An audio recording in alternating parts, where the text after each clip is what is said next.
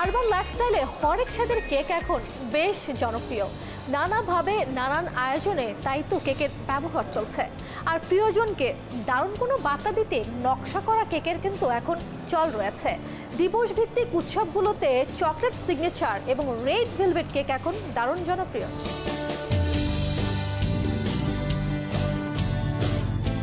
আমরা কিন্তু যে কোনো অকেশনে কেক, পেস্ট্রি বা ফ্যান্সি পেস্ট্রিজ ছাড়া চিন্তাই করতে পারি না।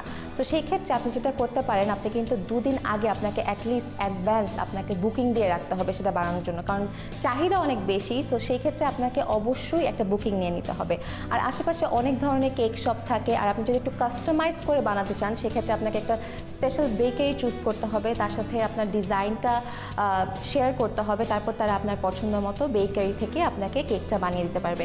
আর আপনি চাইলে কিন্তু সেটার জন্য আপনার পছন্দের কেকের জন্য অর্ডার করে ফেলতে পারেন। যে কোনো ধরনের পেস্ট্রি বা কেক আপনার স্পেশাল অকেশনকে আরও স্পেশাল বানানোর জন্য সেটা কিন্তু আপনাকে হেল্প করবে।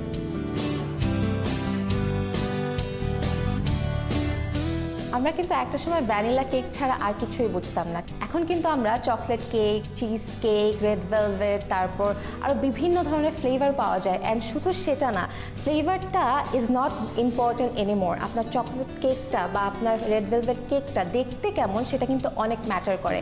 আপনার প্রত্যেকটা বার্থডে বা স্পেশাল অকেশনের উপর বেস, ওইটা থিমের উপর বেস করে আপনার কেকটা হয়।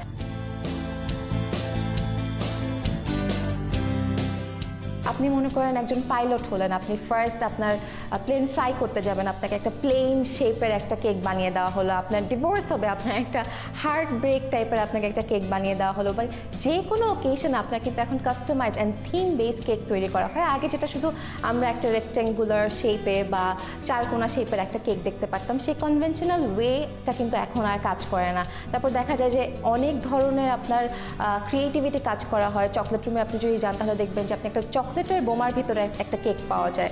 সো বিভিন্ন ধরনের এক্সপ্লোরেশন কিন্তু এখন ঘটছে এই পেস্ট্রি অ্যান্ড বেকারি ইন্ডাস্ট্রিতে।